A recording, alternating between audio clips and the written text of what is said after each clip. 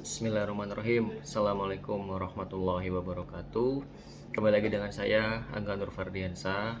Pada kesempatan kali ini saya ingin melanjutkan materi pembelajaran saya di minggu ini, yaitu mengenai aspek pengalaman yang cukup.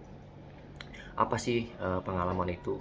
Pengalaman adalah suatu pembelajaran dari hal-hal yang pernah dilakukan seseorang. Pekerjaan-pekerjaan yang pernah dialami ini bukan hanya memberikan pembelajaran, tetapi suatu kepuasan batin atas prestasi yang pernah dicapai.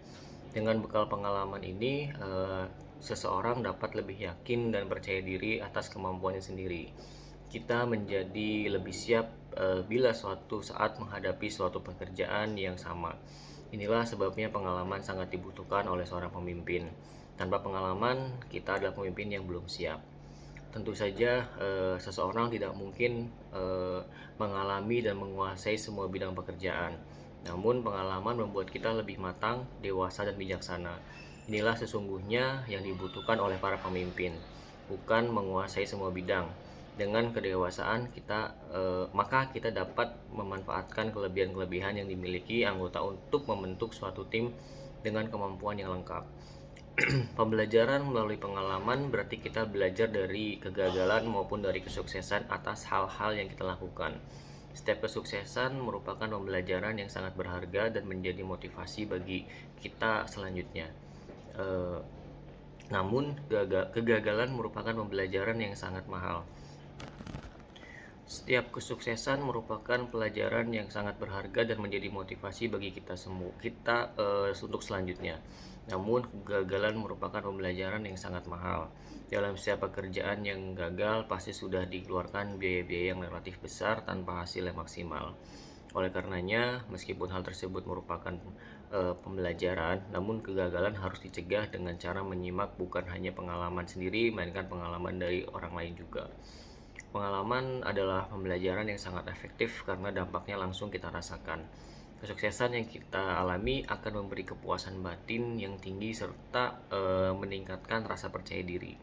Di samping mahal, pengalaman sendiri tentu saja tidak mungkin dipercepat waktunya karena kita memang harus mengalaminya. Sedangkan dengan menyimak pengalaman orang lain, kita sama sekali tidak perlu membuang waktu atau perlu mengalaminya. Kita hanya perlu bertanya dan berkonsultasi dengan orang yang sudah mengalaminya. Pengalaman mereka, terutama orang yang lebih senior, dapat kita jadikan model untuk apa yang akan kita lakukan. Lalu aspek keterampilan manajemen. Keterampilan manajemen yang dimaksudkan di sini adalah keterampilan seseorang dalam mengatur dan mengelola sebuah badan usaha atau sosial yang meliputi yaitu membuat konsep dan perencanaan. Sebelum setiap usaha atau kegiatan dilakukan, maka perlu dibuat sebuah konsep dan perencanaan yang jelas agar organisasi tahu kemana arah dan tujuan yang ingin dicapai. Konsep adalah dasar-dasar pemikiran tentang suatu kegiatan, mengapa perlu dilakukan dan apa tujuannya. Sedangkan perencanaan adalah menentukan langkah-langkah apa yang akan dilakukan untuk mewujudkan tujuan atau keinginan tersebut. Kedua hal tersebut tentu saja membutuhkan pemikiran yang mendalam dan diungkapkan dengan jelas dan dari seorang pemimpin yang berpengalaman. Nah, di dalam sebuah konsep bisnis terkadang dua hal yang sangat penting. Yang pertama adalah visi atau pandangan seseorang tentang masa depan yang diinginkan, sesuatu yang sangat ingin dicapainya. Kedua adalah misi atau pokok-pokok pikiran bagaimana akan mewujudkan mimpinya tersebut. Sementara dalam perencanaan, seorang mulai menganalisis sesuatu yang akan dihadapinya, sumber daya yang dibutuhkan, dan lain sebagainya. Oke, teman-teman, jadi pada kesempatan kali ini kita telah membahas mengenai aspek pengalaman yang cukup, terus seperti apa pembahasannya, lalu aspek keterampilan manajemen yang dimana di situ ada poin mengenai membuat konsep dan perencanaan. Baik, berikutnya kita bahas melanjutkan mengenai aspek keterampilan manajemen di poin berikutnya. Oke, terima kasih banyak teman-teman untuk waktunya.